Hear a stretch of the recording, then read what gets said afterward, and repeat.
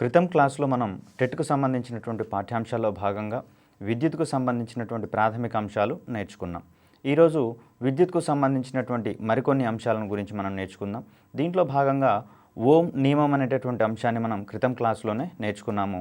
స్థిర ఉష్ణోగ్రత వద్ద ఏదైనా వాహకం యొక్క రెండు చివర్ల కల్పించబడినటువంటి పొటెన్షియల్ అనేది దానిలో ప్రవహించేటటువంటి విద్యుత్ పరిమాణానికి అనులోమానుపాతంలో ఉంటుందనేటటువంటి నియమాన్ని మనం ఓం నియమంగా చెప్పుకున్నాం. ఇక్కడ ఓం నియమానికి సంబంధించి V is proportional to I అని, దీన్నే సమీకరణ రూపంలో రాస్తే V is equal to IR అని, దీంట్లో అడిషనల్గా వచ్చినటువంటి ఈ R అనేటటువంటి పదం ఆ వాహకం యొక్క నిరోధాన్ని తెలియజేస్తుంది అనేటటువంటి అంశాన్ని మనం క్రితం క్లాస్లో నేర్చుకున్నాం. ఇక్కడ V is equal to IR లేదా I ఈజ్ ఈక్వల్ టు V/Rగా మనం చెప్పుకున్నాం. ఇక్కడ R అనేది ఆ వాహకం యొక్క విద్యుత్ నిరోధంగా మనం చెప్పుకున్నాం. విద్యుత్ నిరోధం అంటే వాహకంలో ఎలక్ట్రాన్ల యొక్క ప్రవాహాన్ని నిరోధించేటటువంటి ఒక బలాన్ని మనం ఇక్కడ దాని వాహకం యొక్క నిరోధంగా చెప్పుకుంటున్నాం. ఇక్కడ ఓం నియమాన్ని పాటించేటటువంటి పదార్థాలను ఓమీయ పదార్థాలని, ఓం నియమాన్ని పాటించినటువంటి పదార్థాలని నాన్ ఓం పదార్థాలని చెప్పేసి చెప్పుకుంటాం. ఓమీయం కానటువంటి పదార్థాలుగా మనం ఇక్కడ చెప్పుకుంటాం. లోహాలు మొత్తం కూడా ఓమీయ పదార్థాలుగా మనకి ఇక్కడ కన్సిడర్ అవుతున్నటువంటి అంశాన్ని ఇక్కడ మనం గుర్తుంచుకోవాలి. తర్వాత ఈ ఓం నియమానికి సంబంధించినటువంటి అంశాలని మరికొన్నిటిని చూసుకుంటే దీనికి సంబంధించినటువంటి గ్రాఫ్ గురించి చెప్పుకోవాల్సి వస్తుంది. ఇక్కడ వోల్టేజీ మరియు దాంట్లో ప్రవహించేటటువంటి విద్యుత్కు సంబంధించినటువంటి గ్రాఫ్ను కనుక మనం పరిశీలిస్తే ఇది సరళరేఖ ఆకారంలో ఉంటుందనేటటువంటి అంశాన్ని మనం ఇక్కడ గుర్తుంచుకోవాలి. ఓం నియమం ప్రకారము వాహకంలో కల్పించబడినటువంటి పొటెన్షియల్ మరియు ఆ వాహకంలో ప్రవహించేటటువంటి విద్యుత్కు సంబంధించినటువంటి గ్రాఫ్ని కనుక మనం పరిశీలిస్తే ఇది సరళరేఖ ఆకారంలో ఉంటుందనేటటువంటి అంశాన్ని మనం ఇక్కడ గుర్తుంచుకోవాలి.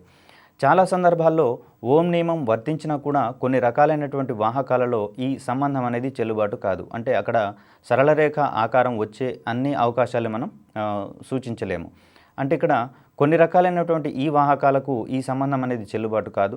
ఉదాహరణ కనుక మనం పరిశీలిస్తే అర్ధవాహకాలు మరియు వాక్యూమ్ ట్యూబ్స్ లేదా శూన్యనాళికలు అంటాము. అదేవిధంగా థర్మిస్టర్లు అనేటటువంటి వాటిలలో ఈ వోల్టేజ్ మరియు విద్యుత్కు సంబంధించినటువంటి గ్రాఫ్ గీస్తే ఇక్కడ సంబంధం అనేది రేఖీయంగా ఉండదు. కాబట్టి ఇక్కడ అన్ని ఓం పదార్థాలకు ఇక్కడ సరళరేఖ మార్గంలో ఉంటుందనేటటువంటి విషయం ఇక్కడ మనం కన్ఫామ్గా చెప్పలేము. తర్వాత ఈ V మరియు Iల మధ్య ఉండేటటువంటి ఈ సంబంధం అనేది V యొక్క గుర్తు మీద కల్పించబడినటువంటి పొటెన్షియల్ యొక్క గుర్తు మీద కూడా ఆధారపడుతుంది. ఇక్కడ ఒక నిర్దిష్ట V విలువకు విద్యుత్ ప్రవాహం I అనుకుంటే దానికి సంబంధించినటువంటి గుర్తు మీద కూడా అక్కడ అది ఆధారపడుతుంది అనేటటువంటి అంశాన్ని ఇక్కడ మనం గుర్తుంచుకోవాలి. తర్వాత విద్యుత్ ప్రవాహం మీద ఉండేటటువంటి ఒక అవరోధాన్ని ఆ వాహకం యొక్క విద్యుత్ నిరోధంగా మనం ఇక్కడ చెప్పుకున్నాం. ఈ విద్యుత్ నిరోధాన్ని కూడా ఒక రకమైనటువంటి ఘర్షణ బలాలుగానే మనం కన్సిడర్ చేయవచ్చు.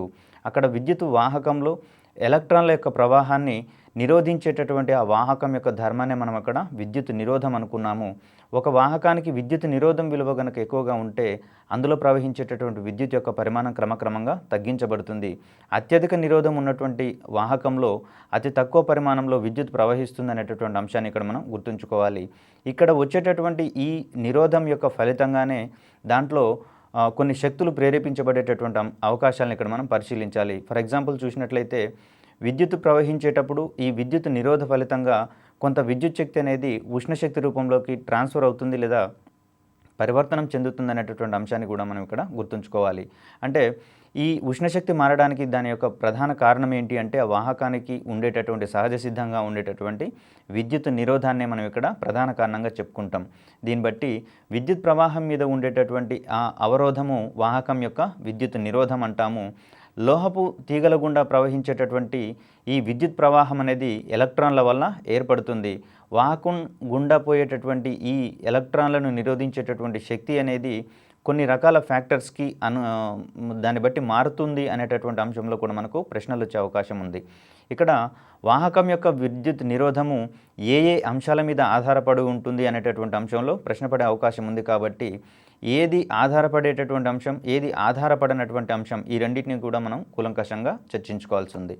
ఇక్కడ వాహకం గుండా విద్యుత్ నిరోధం అనేది ఆ విద్యుత్ నిరోధం యొక్క పొడవుకు అనులోమానుపాతంలో ఉంటుంది. అంటే పొడవు పెరిగిన కొద్దీ విద్యుత్ యొక్క నిరోధం అనేది పెరుగుతుంది, వాహకం యొక్క విద్యుత్ నిరోధం పెరుగుతుంది. అదేవిధంగా పొడవు తగ్గుతున్న కొద్దీ ఆ వాహకం యొక్క విద్యుత్ నిరోధం విలువ అనేది తగ్గుతుంది. దీన్ని బట్టి వాహకం యొక్క విద్యుత్ నిరోధము ఆ వాహకం యొక్క పొడవుకు అనులోమానుపాతంలో ఉంటుంది. మరి ఒక అంశాన్ని పరిశీలిస్తే ఏదైనా వాహకం యొక్క విద్యుత్ నిరోధం అనేది దాని యొక్క మధ్యఛేద వైశాల్యానికి విలోమానుపాతంలో ఉంటుంది. అంటే ఈ క్రమంలో వాహకం యొక్క మధ్యఛేద వైశాల్యం పెరిగినప్పుడు ఆ విద్యుత్ నిరోధం తగ్గుతుందనేటటువంటి అంశాన్ని, అదేవిధంగా వాహకం యొక్క మధ్యఛేద వైశాల్యం తగ్గుతున్నప్పుడు విద్యుత్ నిరోధం అనేది పెరుగుతుందనేటటువంటి అంశాన్ని ఇక్కడ గుర్తుంచుకోవాలి. అందుకోసమే ఈ ఎక్కువ మందం ఉన్నటువంటి వాహకాల గుండా విద్యుత్తు ఎక్కువగా ప్రవహిస్తుందనేటటువంటి అంశాన్ని ఇక్కడ మనం గుర్తుంచుకోవాలి. ఎందుకంటే దానికి అక్కడ విద్యుత్ నిరోధం అనేది తక్కువగా ఉంటుంది. అదేవిధంగా సన్నటి తీగల యొక్క నిరోధం ఎక్కువగా ఉంటుంది కాబట్టి అక్కడ ప్రవహించేటటువంటి విద్యుత్ ప్రవాహం యొక్క పరిమాణం తక్కువగా ఉంటుంది. ఈ రకమైనటువంటి అంశాల్లో కూడా మనకు ప్రశ్నలు పడే అవకాశం ఉంది. విద్యుత్తుని ప్రసారం చేసేటప్పుడు మందం ఎక్కువగా ఉండేటటువంటి వాహకాల గుండా ప్రసరింపచేయాలా, లేకపోతే మధ్యఛేద వైశాల్యం తక్కువగా ఉండేటటువంటి తీగల గుండా ప్రవహింపచేయాలనేటువంటి అంశంలో కూడా మనకి ఇక్కడ ప్రశ్న పడే అవకాశం ఉంది. కాబట్టి మధ్యఛేద వైశాల్యానికి ఆ వాహకం యొక్క విద్యుత్ నిరోధం అనేది విలోమానుపాతంలో ఉంటుంది. కాబట్టి మందం ఎక్కువగా ఉండేటటువంటి తీగలకు విద్యుత్ నిరోధం తక్కువగా ఉంటుంది. అదేవిధంగా మందం తక్కువగా ఉండేటటువంటి తీగలకు విద్యుత్ నిరోధం అనేది ఎక్కువగా ఉంటుంది అనేటటువంటి అంశాలను ఇక్కడ మనం గుర్తుంచుకోవాలి.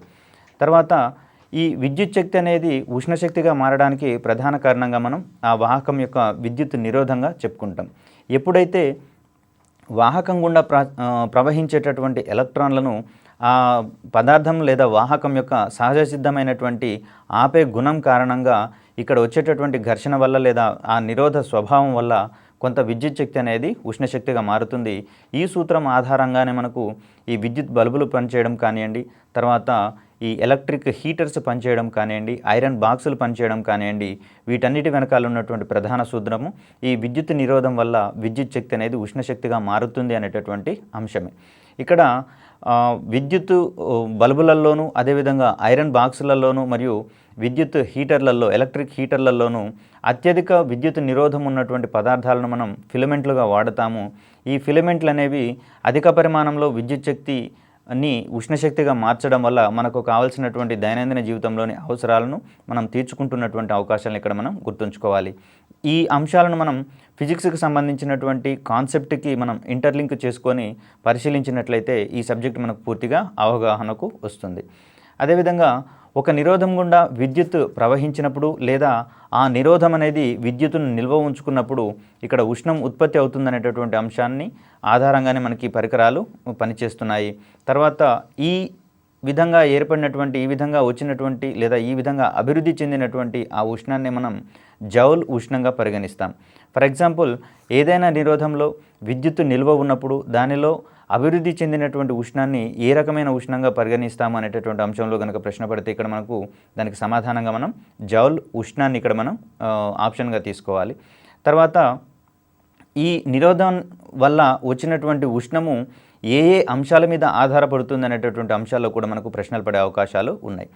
వాహకం యొక్క నిరోధాన్ని బేరీజు వేసుకొని అందులో ఉత్పత్తి అయినటువంటి ఉష్ణం అనేది ఆ నిరోధం యొక్క ఏ ఏ ధర్మాల మీద లేదా ఏ ఏ విలువల మీద ఆధారపడుతుంది అనేటటువంటి అంశంలో కూడా మనకి ఇక్కడ ప్రశ్నలు వస్తాయి. కాబట్టి ఈ నిరోధంలో ఉత్పత్తి అయినటువంటి ఉష్ణం అనేది ఆ నిరోధం యొక్క నిరోధం విలువకు, అంటే ఆ వాహకానికి ఎంత నిరోధం ఉంది అనేటటువంటి ఆ విలువ మీద కూడా ఆధారపడి ఉంటుంది. దీన్నే మనం ఈక్వేషన్ రూపంలో కనుక రాస్తే Q is proportional to R అంటాం.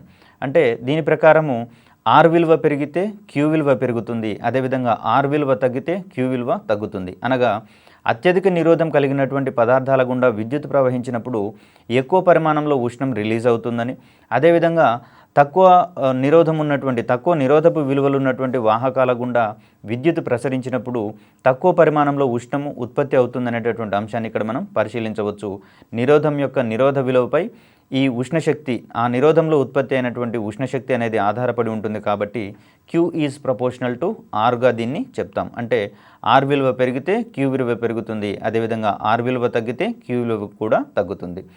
మరొక అంశాన్ని కనుక ఇక్కడ మనం పరిశీలిస్తే, ఏదైనా వాహకం గుండా విద్యుత్ ప్రవహించినప్పుడు ఆ వాహకం యొక్క నిరోధం ఆధారంగా అందులో ఉత్పత్తి అయినటువంటి ఉష్ణం అనేది ఆ విద్యుత్తు ఎంతకాలం పాటు ప్రవహించింది అనేటటువంటి అంశం మీద కూడా ఆధారపడి ఉంటుంది.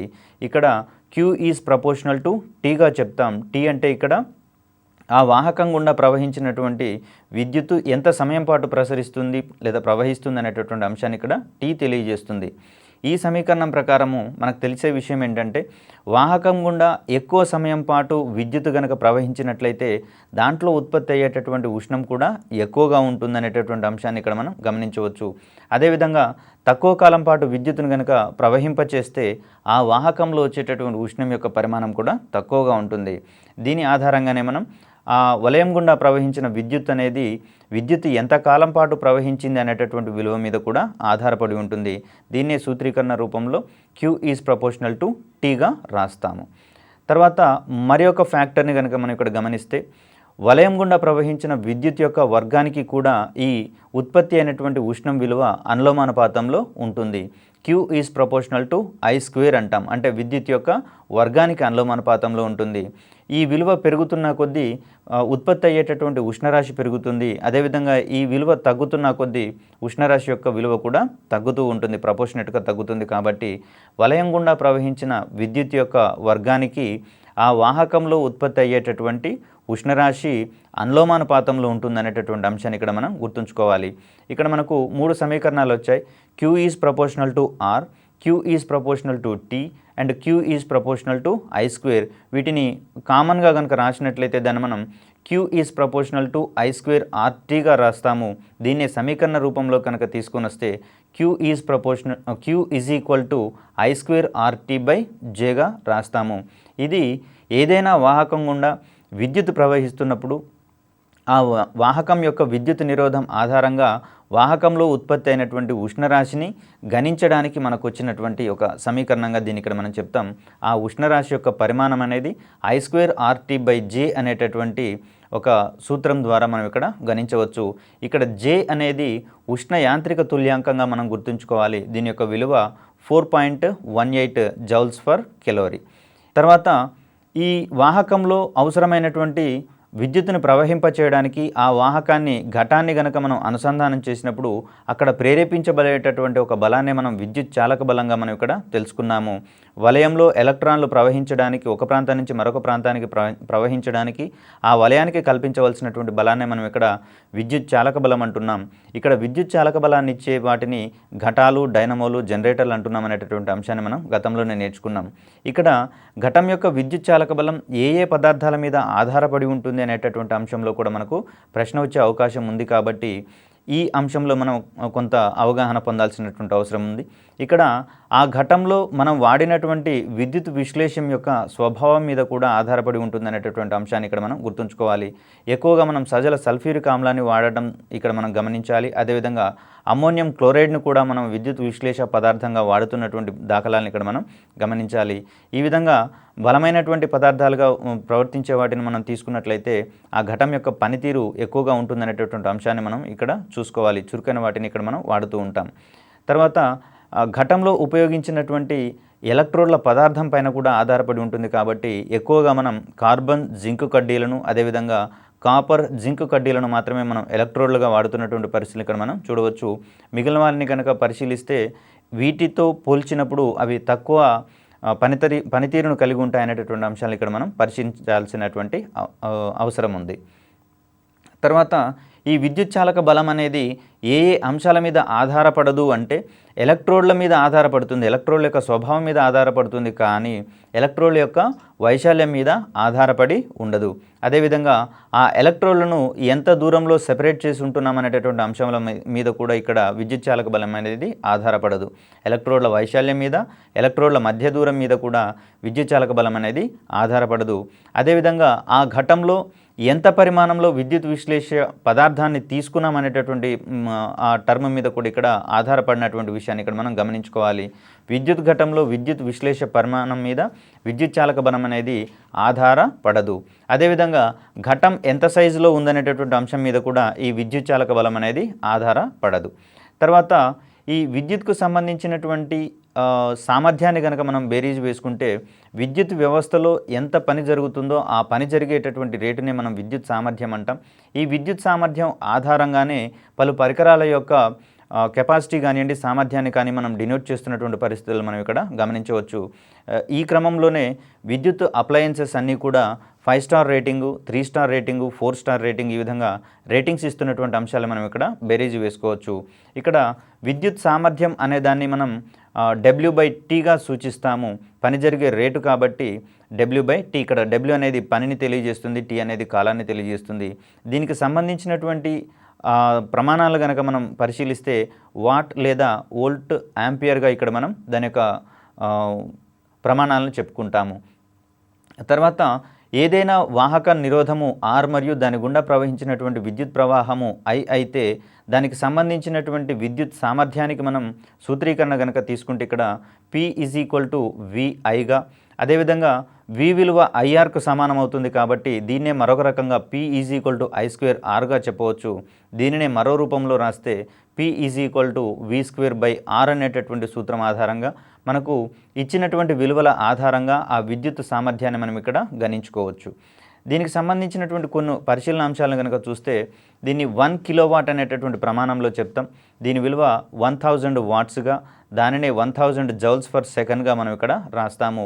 1 వాట్ హవర్ = 3600 వాట్ సెకండ్స్గా మనం ఇక్కడ పరిగణించాల్సి వస్తుంది. అదేవిధంగా కిలోవాట్ హవర్ అనేటటువంటి అంశాలను మనం ఇక్కడ చూస్తాము. మన ఇళ్లలో వచ్చేటటువంటి మీటర్ రీడింగ్స్ని కిలోవాట్ హవర్గా ఇక్కడ తీసుకుంటాం, ఒక్కొక్క యూనిట్గా పరిగణిస్తాము. దీని విలువ 1000 వాట్ హవర్స్గా మనం ఇక్కడ గుర్తుంచుకోవాలి. దీనినే మరో రకంగా 3.6 × 10⁶ జౌల్స్గా, దీనినే 36 × 10⁵ వాట్స్ సెకండ్గా మనం ఇక్కడ గుర్తుంచుకోవాలి. 1 మెగావాట్ = 10⁶ వాట్స్గా మనం ఇక్కడ గుర్తుంచుకోవాలి. వీటి మీద కూడా ఒకవేళ ప్రశ్న పడితే సరైన అవగాహనతోటి మనం ఇక్కడ ఆన్సర్ చేయవచ్చు. గృహ అవసరాలకు వాడేటటువంటి విద్యుత్ని యూనిట్ల రూపంలో చెప్తాము. ఒక్కొక్క యూనిట్ అంటే 1 కిలోవాట్ హవర్ అనేటటువంటి అంశాన్ని ఇక్కడ మనం గుర్తుంచుకోవాలి. గృహోపకరణ విద్యుత్ శక్తి యొక్క ప్రమాణము కిలోవాట్ హవర్గా మనం ఇక్కడ చెప్తాము. 1 వాట్ విద్యుత్ సామర్థ్యం గల ఒక విద్యుత్ పరికరం 1 గంటలో వినియోగించుకునేటటువంటి విద్యుత్ శక్తిని మనం ఇక్కడ వాట్ హవర్గా చెప్తాము. దీనికి సంబంధించినటువంటి అంశాన్ని మనం బాగా గుర్తుంచుకోవాలి. తర్వాత విద్యుత్ ప్రసరించేటప్పుడు లేదా విద్యుత్ పరికరాలను వాడేటప్పుడు దాంట్లో విద్యుత్ సామర్థ్య ప్రసార నష్టం జరగకుండా చూసుకోవాలి. ఆ విధంగా ప్రసార నష్టం తక్కువగా ఉన్న వాటికి బెస్ట్ రేటింగ్స్ ఇస్తూ వాటికి సంబంధించినటువంటి పరికరాలను ఎక్కువగా వాడడం వల్ల విద్యుత్ అనేది కూడా ఆదా అవుతుంది, అదేవిధంగా నష్టం జరగకుండా ఉంటుంది అనేటటువంటి అంశాన్ని ఇక్కడ మనం గుర్తుంచుకోవాలి. దీనికి సంబంధించినటువంటి విషయాలు కనుక మనం చూస్తే విద్యుత్ తీగల గుండా విద్యుత్ ప్రసారం చేసేటప్పుడు వృధా అయినటువంటి విద్యుత్ యొక్క సామర్థ్యాన్నే విద్యుత్ సామర్థ్య ప్రసార నష్టం అంటాము. ఈ విద్యుత్ ఉత్పత్తి చేసే జనరేటర్ నుంచి వినియోగదారునికి విద్యుత్తును అందజేసే లోపు ఈ విధమైనటువంటి నష్టం సంభవిస్తుంది. అంటే ట్రాన్స్మిషన్లో వచ్చేటటువంటి లోపాలను మనం కనుక తగ్గిస్తే అధిక పరిమాణంలో నాణ్యమైనటువంటి విద్యుత్తుని మనం వినియోగదారులకు అందజేస్తాం. కాబట్టి ఈ విద్యుత్ జనరేట్ అయినటువంటి స్థానం నుంచి వినియోగదారునికి అందే క్రమంలో వచ్చేటటువంటి ఈ నష్టాన్ని కనుక మనం తగ్గించుకోగలిగితే ఇక్కడ వినియోగదారుడికి నాణ్యమైనటువంటి విద్యుత్తు అందుతుంది. కాబట్టి ఇక్కడ విద్యుత్ సామర్థ్య నష్టానికి సంబంధించినటువంటి ఒక సూత్రాన్ని కనుక చూస్తే PC = P²RC/V² అనేటువంటి సూత్రం ద్వారా దీన్ని మనం ఇక్కడ గణించుకోవచ్చు. లేదా దీన్ని PC = I²RCగా చెప్తాము. ఇక్కడ ట్రాన్స్మిషన్లో వచ్చేటటువంటి విద్యుత్ సామర్థ్య నష్టాన్ని తగ్గించుకోవడానికి గాను ఈ సూత్రం ఆధారంగా ఏ విలువలనైతే మనం ఇక్కడ అందుబాటులో ఉంటున్నాయో వాటికి సంబంధించినటువంటి రాశులను మనం ఎఫెక్ట్ చేసే విధంగా చూస్తాము. సో ప్రసారంలో నష్టపోయిన సామర్థ్యం PC అయితే విలువ ప్రసారిత గల కొనల మధ్య గల పొటెన్షియల్ భేదము Vగా చెప్తాము. ఇక్కడ ఈ వర్గానికి విలోమానుపాతంలో ఉంటుందనేటటువంటి అంశాన్ని కూడా మనం ఇక్కడ గుర్తుంచుకోవాలి. PC is proportional to 1/V². అంటే ఇక్కడ ఆ వాహకం యొక్క కొనల మధ్య కల్పించేటటువంటి పొటెన్షియల్ ఎక్కువగా ఉంటే విద్యుత్ ప్రసార నష్టం తక్కువగా ఉంటుందనేటటువంటి అంశాన్ని గుర్తుంచుకోవాలి. కాబట్టి ఈ అంశంలోనే మనకు విద్యుత్తును ప్రసారం చేసేటప్పుడు అధిక పొటెన్షియల్ విలువల దగ్గర విద్యుత్తును ప్రసారం చేస్తాం. కాబట్టి ఇక్కడ ఆ విద్యుత్ సామర్థ్య ప్రసార నష్టం అనేది తగ్గుతుంది. తక్కువ చేయడానికే ఈ వోల్టేజ్ ఎక్కువ చేస్తారనేటువంటి అంశాన్ని కూడా మనం ఇక్కడ గుర్తుంచుకోవాలి. పై సమీకరణంలో RC అనేది ప్రసార తీగల యొక్క నిరోధాన్ని తెలియజేస్తే P అనేది ప్రసారం చేయబడినటువంటి విద్యుత్ సామర్థ్యాన్ని తెలియజేస్తుంది. ఒకవేళ సమీకరణం ఇచ్చేసి దాంట్లోని అంశాల మధ్య అది దేన్ని తెలియజేస్తుంది అనేటటువంటి అంశంలో కూడా ప్రశ్న పడుతుంది. కాబట్టి ఇక్కడ సమీకరణంతో పాటుగా సమీకరణంలోని టర్మ్స్ కూడా మనకి ఇక్కడ అవసరమే అవుతుంది. తర్వాత ఈ ప్రసార తీగల కొనల మధ్య పొటెన్షియల్ భేదం ఎక్కువైతే ప్రసార నష్టాలు తక్కువైతాయి కాబట్టి హై వోల్టేజ్ వైర్ల ద్వారా లేదా ఈ హై టెన్షన్ వైర్ల ద్వారా ప్రసారం అయ్యేటప్పుడు అక్కడ వోల్టేజ్ ఎక్కువగా ఉంటుందనేటటువంటి అంశాన్ని కూడా మనం ఇక్కడ గుర్తుంచుకోవాలి. ఇక్కడ విద్యుత్ సామర్థ్య ప్రసార నష్టము, విద్యుత్ సామర్థ్యము మరియు యూనిట్లకు సంబంధించినటువంటి అంశాలు, ఓం నియమానికి సంబంధించినటువంటి పలు పరిశీలనలు, ఆ ఓమిక్ పదార్థాల యొక్క ధర్మాలు, వాటి యొక్క ఎఫెక్ట్స్ ఏ విధంగా ఉంటాయి, ఘటం యొక్క విద్యుత్ చాలక బలాన్ని ఏ ఏ అంశాలు ప్రభావితం చేస్తాయనేటటువంటి అంశాల మీద మనకు పలు ప్రశ్నలు వస్తున్నాయి. కాబట్టి ఈ అంశాలను కూలంకషంగా చర్చించుకోవడం వల్ల మనకు ఈ ఏరియాలో గనక బిట్లు పడితే ఎట్టి అవగాహన లోపం లేకుండానే మనం ఇక్కడ పూర్తి అవగాహనతోటి మనం ఇక్కడ ఆన్సర్ చేయవచ్చు. ఇప్పటి వరకు మనం విద్యుత్కు సంబంధించినటువంటి ప్రాథమిక అంశాల్లో భాగంగా ఓమిక్ పదార్థాల గురించి, ఓం నియమం గురించి, అదేవిధంగా విద్యుత్కు సంబంధించినటువంటి విద్యుత్ ఉష్ణ ఫలితాల గురించి మనం ఇక్కడ నేర్చుకున్నాం. ఇప్పుడు మనం విద్యుత్కు సంబంధించినటువంటి విద్యుత్ ప్రవాహం వల్ల అయస్కాంత ప్రభావాలు కూడా, అయస్కాంత ఫలితాలు కూడా ఏర్పడతాయనేటటువంటి అంశాన్ని మనం ఇక్కడ క్షుణ్ణంగా నేర్చుకుందాం. అయితే ఏదైనా వాహకం గుండా విద్యుత్ ప్రవహిస్తున్నప్పుడు ఆ వాహకం చుట్టూతా అయస్కాంత క్షేత్రం ఏర్పడుతుందనేటటువంటి అంశాన్ని మొట్టమొదటగా హెచ్సి ఆయిర్స్టెడ్ అనేటటువంటి శాస్త్రవేత్త పరిశీలించాడు.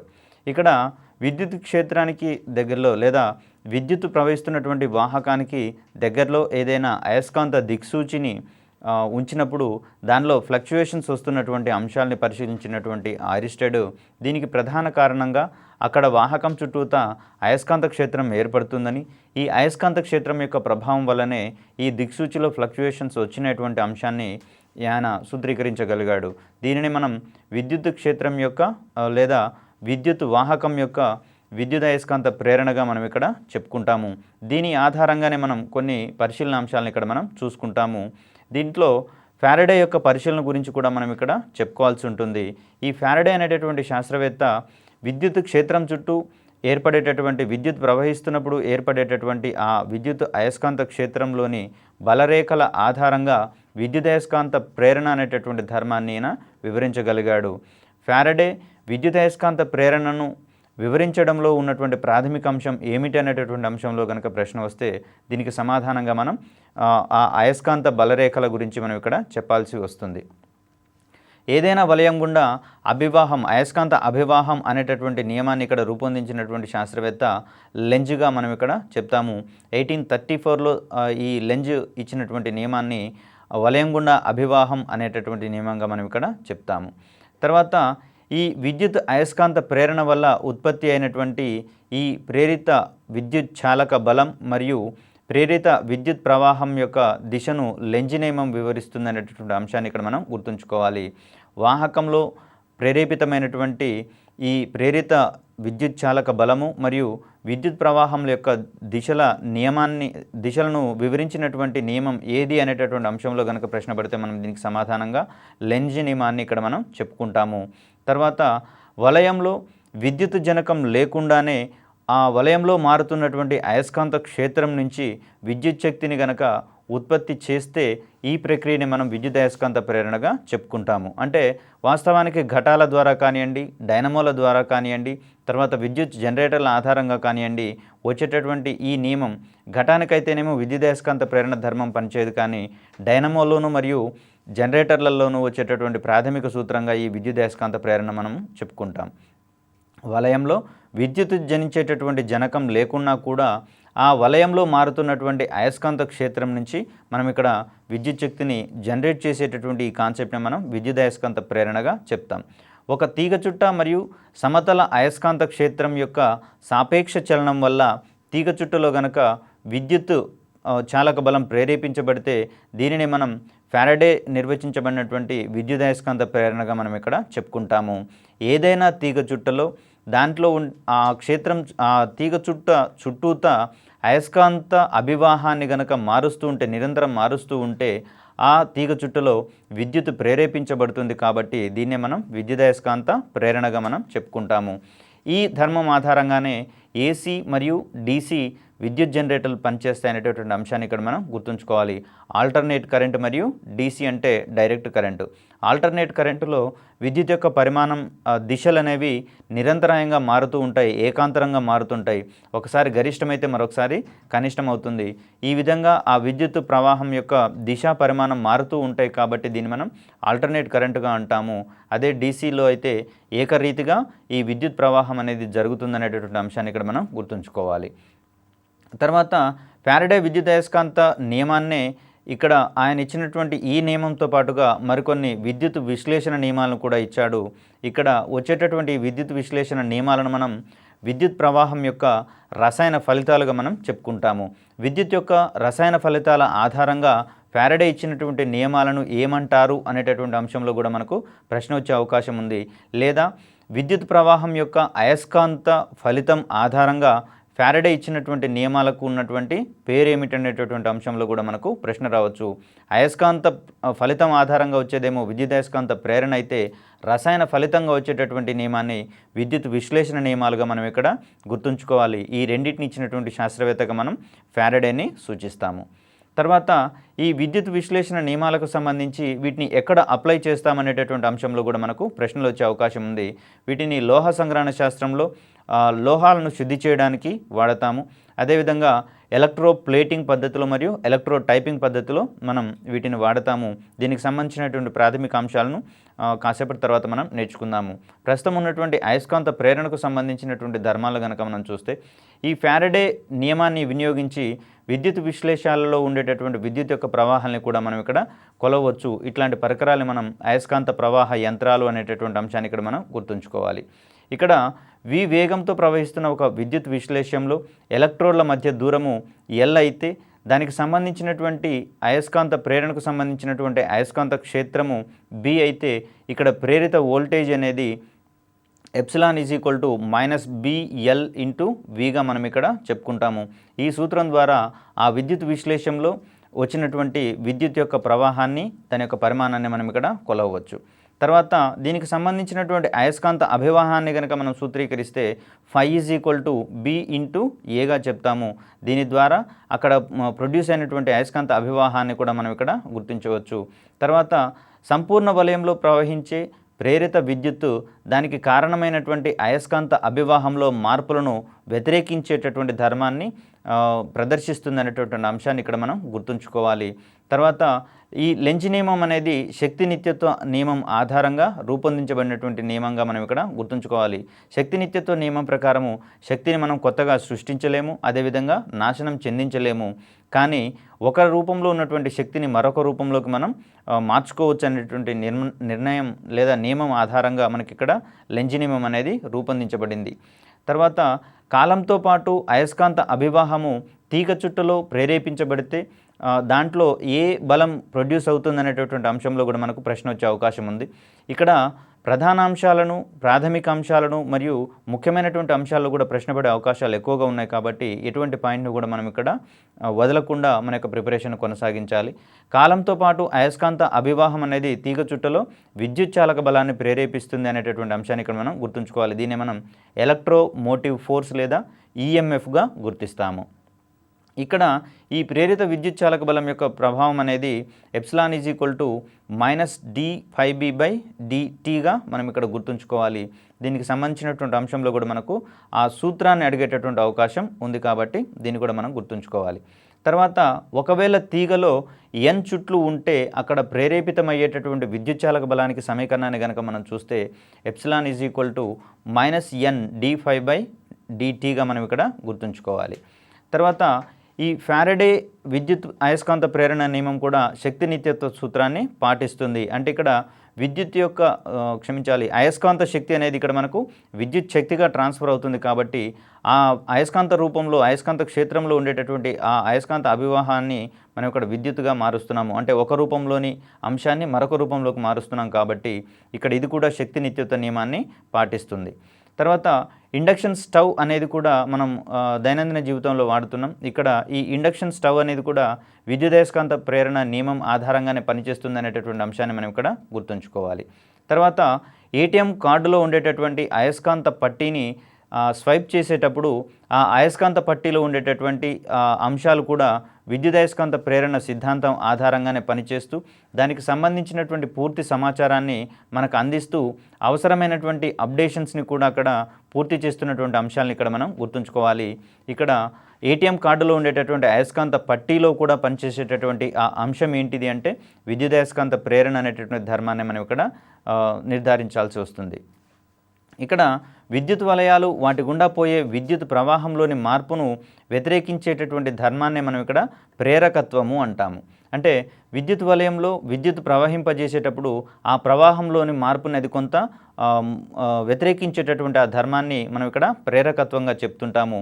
ఈ నిబంధన ఆవేశము క్షేత్ర దిశకు లంబంగా చలించేటప్పుడు ఉపయోగపడుతుందనేటటువంటి అంశాన్ని ఇక్కడ మనం గుర్తుంచుకోవాలి. దీనికి సంబంధించినటువంటి ప్రాథమిక భావనలు వివరించడంలో భాగంగా ఫ్లెమింగ్ ఎడమచేతి నిబంధన రూపొందించబడింది లేదా మనకు సహాయపడుతుంది అనేటటువంటి అంశాన్ని ఇక్కడ మనం గుర్తుంచుకోవాలి. ఈ ఫ్లెమింగ్ ఎడమచేతి నిబంధన ప్రకారము ఎడమచేతి బొటనవేలు అదేవిధంగా చూపుడు వేలు మధ్యవేలు వీటిని పరస్పరం లంబంగా చాచినప్పుడు ఇక్కడ ఏ వేలు యొక్క డైరెక్షన్లో ఏ ఏ భౌతిక అంశాలు ఉంటాయనేటటువంటి అంశంలో ఇక్కడ మనకు ప్రశ్నలు వచ్చే అవకాశాలు కూడా ఉన్నాయి. కాబట్టి ఫ్లెమింగ్ ఎడమచేతి నిబంధనలో ముఖ్యంగా 3 వేళ్లను పరస్పరం లంబంగా ఉంచుతాము. బొటనవేలు, చూపుడు వేలు మరియు మధ్యవేలు. ఇలా ఉంచినప్పుడు చూపుడు వేలు అనేది అయస్కాంత ప్రేరణ దిశను సూచిస్తుందని, మధ్యవేలు క్షేత్రంలోని ధనావేశ వేగం దిశను సూచిస్తుందని, అదేవిధంగా బొటనవేలు ఈ వాహకం మీద పనిచేసేటటువంటి బలం దిశను సూచిస్తుందనేటటువంటి అంశాల మీద ఇక్కడ మనకు ప్రశ్నలు పడే అవకాశాలు ఉన్నాయి. ఇక్కడ చూపుడు వేలు ఏ దిశను సూచిస్తుందని లేదా బొటనవేలు దేని యొక్క దిశను సూచిస్తుందనేటటువంటి అంశంలో ప్రశ్న రావచ్చు, లేదా దీన్నే జతపరచబడేటటువంటి మోడల్గా కూడా మనకి ఇక్కడ ప్రశ్న రావచ్చు. కాబట్టి దానికి సంబంధించినటువంటి అంశాలు మనం క్షుణ్ణంగా పరిశీలించాలి. తర్వాత యాంపియర్ కుడి చేతి బొటనవేలు నిబంధన కూడా దీనికి సంబంధించినటువంటి ప్రాథమిక అంశాలను వివరించడంలో భాగంగా ఉపయోగపడుతుంది. మనకు విద్యుత్తు ప్రవహించేటటువంటి ఏదైనా వాహకాన్ని కుడి అరచేతితో పట్టుకున్నప్పుడు ఆ బొటనవేలుని ప్రవాహ దిశలో ఉంచినప్పుడు లేదా వాహకంలో ఆ విద్యుత్ ప్రవహించేటటువంటి దిశలో ఉంచినప్పుడు మిగిలిన వేళ్ళన్నీ కూడా వాహకం చుట్టూతో చుట్టుకుని ఉంటాయి. కాబట్టి ఆ చుట్టుకున్న దిశలో ఇక్కడ అయస్కాంత బలరేఖలు లేదా ప్రేరణ రేఖలు వాహకం చుట్టూ ఉంటాయి అనేటటువంటి ఈ నియమాన్ని మనం యాంపియర్ కుడి చేతి బొటనవేలు నిబంధనగా మనం ఇక్కడ చెప్తాము. బొటనవేలు అనేది ప్రవాహ దిశను కనుక సూచిస్తే మిగిలిన వేళ్ళు అనేవి అయస్కాంత ప్రేరణ రేఖల యొక్క దిశను సూచిస్తాయి అనేటటువంటి అంశాన్ని మనం ఇక్కడ గుర్తుంచుకోవాలి. ఇక్కడ అయస్కాంత విద్యుత్ ప్రవహిస్తున్నప్పుడు విద్యుత్ వాహకం చుట్టూ ఏర్పడేటటువంటి ఆ అయస్కాంత క్షేత్రంలో ఉండేటటువంటి బలరేఖలు లేదా అయస్కాంత క్షేత్ర రేఖలు పరస్పరం వృత్తాకారంలో ఉంటాయనేటటువంటి అంశాన్ని ఇక్కడ మనం గుర్తుంచుకోవాలి. అదే ఒక మ్యాగ్నెట్ కనుక చూసినట్లయితే అవి వృత్తాకారంలో కాకుండా సంవృత వలయాలుగా ఉన్నాయి అనేటటువంటి సంవృత వక్రరేఖలుగా ఉన్నటువంటి అంశాన్ని మనం అక్కడ పరిశీలిస్తే ఇక్కడ విద్యుత్ వాహకం చుట్టూ ఏర్పడేటటువంటి ఈ అయస్కాంత క్షేత్ర రేఖలు లేదా అయస్కాంత బలరేఖలు మొత్తం కూడా వృత్తాలుగా ఉండేటటువంటి అంశాన్ని ఇక్కడ మనం గుర్తుంచుకోవాలి. ఈ అయస్కాంత బలరేఖల ఈ కేంద్రాలన్నీ కూడా వాహకాన్ని అక్షీయంగా కలిగి ఉంటాయి. అంటే దాని యొక్క వెంబడే ఇక్కడ ఈ బలరేఖల యొక్క కేంద్రాలు మొత్తం కూడా ఉంటాయనేటటువంటి అంశాన్ని కూడా మనం ఇక్కడ గుర్తుంచుకోవాలి. తర్వాత విద్యుత్ ప్రవాహం గల ఒక పొడవైన తీగ తన చుట్టూ అయస్కాంత క్షేత్రాన్ని ఏర్పరుస్తుంది. ఈ అయస్కాంత క్షేత్రము వృత్తాకార అయస్కాంత బలరేఖలను కలిగి ఉంటుంది మరియు ఇవన్నీ కూడా ఏకకేంద్ర వృత్తాలుగా ప్రవర్తిస్తాయి అనేటటువంటి అంశాన్ని కూడా మనం ఇక్కడ గుర్తుంచుకోవాలి. వీటి యొక్క కేంద్రము అనేది అన్నిటి యొక్క కేంద్రము ఆ తీగ యొక్క అక్షం గుండానే పోతుంది అనేటటువంటి అంశాన్ని కూడా మనం ఇక్కడ గుర్తుంచుకోవాలి. ఈ విధంగా ఏర్పడిన అయస్కాంత క్షేత్ర పరిమాణము ఆ తీగ గుండా ప్రవహించేటటువంటి విద్యుత్తుకు అనులోమానుపాతంలో ఉంటుందనేటటువంటి అంశాన్ని మనం ఇక్కడ గుర్తుంచుకోవాలి. అంటే వాహకంలో ప్రవహించేటటువంటి విద్యుత్ యొక్క పరిమాణం పెంచితే అక్కడ బలమైన అయస్కాంత క్షేత్రం ఏర్పడుతుందని, అదేవిధంగా ప్రవహించేటటువంటి విద్యుత్ యొక్క పరిమాణాన్ని తగ్గించినప్పుడు కొంత బలహీనమైనటువంటి అయస్కాంత క్షేత్రం ఏర్పడుతుంది. కాబట్టి ఆ అయస్కాంతం యొక్క ఆకర్షణ పరిధి అనేది తగ్గుతుంది అనేటటువంటి అంశాన్ని ఇక్కడ మనం గుర్తుంచుకోవాలి. అంటే వాహకంలో ఎంత ఎక్కువ పరిమాణంలో విద్యుత్ పోతే అంత బలమైన అయస్కాంత క్షేత్రం ఏర్పడుతుందని, ఆ ఎక్కువ పరిధిలో వస్తువులను ఆకర్షించే గుణాలను కలిగి ఉంటుందనేటటువంటి అంశాన్ని ఇక్కడ మనం గుర్తుంచుకోవాలి. అదేవిధంగా తీగ నుండి అయస్కాంత క్షేత్రం ఏర్పడిన బిందువుకు గల దూరానికి విలోమానుపాతంలో ఉంటుందనేటటువంటి అంశాన్ని కూడా మనం ఇక్కడ గుర్తుంచుకోవాలి. దీనికి సంబంధించినటువంటి సూత్రాన్ని కనుక మనం చూస్తే B = μ0I/2πrగా చెప్తాం. అంటే దీని నుంచి కరెంటు యొక్క ప్రవాహానికి అనులోమానుపాతంలోను, అదేవిధంగా ఆ వైర్ నుంచి ఏదైనా బిందువు ఉన్నటువంటి మధ్య దూరానికి విలోమానుపాతంలోను ఈ బలం ఉంటుందనేటటువంటి అంశాన్ని మనం ఇక్కడ గుర్తుంచుకోవాలి. తర్వాత విద్యుత్ అయస్కాంత ప్రేరణకు సంబంధించినటువంటి మరొక పరికరంగా ఇక్కడ మనం సోలెనాయిడ్ అని చెప్తాము. ఈ సోలెనాయిడ్ వల్ల కూడా అయస్కాంత క్షేత్రం ఏర్పడుతుందని, దీని యొక్క అనువర్తనాలు మనకు దైనందిన జీవితంలో పలు ఉన్నాయనేటటువంటి అంశాన్ని కూడా మనం ఇక్కడ గుర్తుంచుకోవాలి. సోలెనాయిడ్ అనగా ఇక్కడ ప్రధానంగా విద్యుత్ ప్రవహించేటటువంటి వైర్ని ఒక చుట్టగా ఉంచినటువంటి నిర్మాణాన్ని మనం ప్రధానంగా సోలెనాయిడ్గా చెప్పుకుంటాము.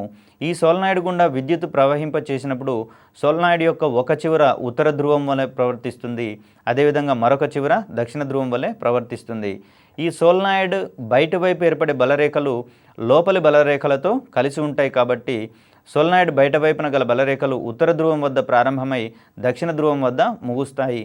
కానీ లోపల ఉన్నటువంటి భాగంలో దక్షిణ ధ్రువం నుండి ఉత్తర ధ్రువం వైపుకు ప్రయాణిస్తాయి అనేటటువంటి అంశాన్ని ఇక్కడ మనం గుర్తుంచుకోవాలి. బయటి భాగంలో అయితేనేమో ఉత్తర ధ్రువం నుంచి దక్షిణ ధ్రువం వైపుకు బలరేఖలు ప్రసరిస్తే, ఇక్కడ సోలెనాయిడ్ లోపల భాగంలో మాత్రం దక్షిణ ధ్రువం నుంచి ఉత్తర ధ్రువం వైపుకు ప్రయాణిస్తాయనేటటువంటి అంశాన్ని మనం ఇక్కడ గుర్తుంచుకోవాలి. ఈ రకంగా చూసినట్లయితే అయస్కాంత బలరేఖలు అనేవి సంవృత వక్రాలుగా ఉంటున్నటువంటి అంశాన్ని మనం ఇక్కడ చెప్పుకోవచ్చు. ఇక్కడ కదిలే ఆవేశానికి అయస్కాంత క్షేత్రానికి మధ్య ఉండేటటువంటి కోణం తీటా అయితే, ఆ ఆవేశంపై పనిచేసేటటువంటి అయస్కాంత బలాన్ని F=QVB sin θ అనేటటువంటి సమీకరణంతో మనం ఇక్కడ సూచిస్తాము. ఈ విధంగా వచ్చేటటువంటి బలానికి సంబంధించినటువంటి పలు పరిశీలన అంశాలను మనం గుర్తుంచుకోవాలి. అయస్కాంత క్షేత్రానికి సమాంతరంగా కదిలే అంశంపై పనిచేసేటటువంటి అయస్కాంత బలం విలువ శూన్యమవుతుంది అనేటటువంటి అంశంలో కనుక మనం చూసినట్లయితే sin θ 0 అవుతుంది. దీని ఫలితంగా అక్కడ బలం యొక్క పరిమాణం కూడా శూన్యమవుతుంది అనేటటువంటి అంశాన్ని ఇక్కడ మనం గుర్తుంచుకోవాలి. అయస్కాంత క్షేత్ర దిశకు మరియు విద్యుత్ ప్రవాహ దిశకు మధ్య ఉండేటటువంటి కోణం కనుక తీటాగా మనం పరిగణిస్తే, ఇక్కడ తీగ మీద పనిచేసేటటువంటి బలాన్ని F=ILB sin θగా చెప్పుకుంటాము. ఇక్కడ Q ఆవేశము మరియు V వేగంతో అయస్కాంత క్షేత్రం Bకు లంబంగా కదులుతున్నటువంటి ఆవేశంపై పనిచేసేటటువంటి అయస్కాంత బలాన్ని F=QVBగా మనం ఇక్కడ సూచిస్తాము. అదేవిధంగా అయస్కాంత క్షేత్ర దిశకు లంబంగా తీగలో విద్యుత్ ప్రవాహ దిశ ఉన్నప్పుడు ఈ F=ILB అనేటటువంటి బలం ఆ తీగ మీద పనిచేస్తుంది. ఈ విధమైనటువంటి పరిశీలనాంశాలు కొంచెం ముఖ్యమైనవి కాబట్టి వీటిని మనం బాగా గుర్తుంచుకోవాలి. ఒక దండాయస్కాంతం ఉత్తర ధ్రువంతో తీగ చుట్ట వైపుగా కదులుతున్నప్పుడు దాని గుండా పోయేటటువంటి అయస్కాంత అభివాహం గరిష్టమవుతుందనేటటువంటి అంశాన్ని మనం ఇక్కడ గుర్తుంచుకోవాలి. 1820వ సంవత్సరంలో ఆయిస్టెడ్ అనేటటువంటి ఈ శాస్త్రవేత్త ఒక చిన్న ప్రయోగం ద్వారా అయస్కాంతానికి విద్యుత్ ప్రవాహానికి మధ్య గల దగ్గర సంబంధాన్ని నిరూపించాడు.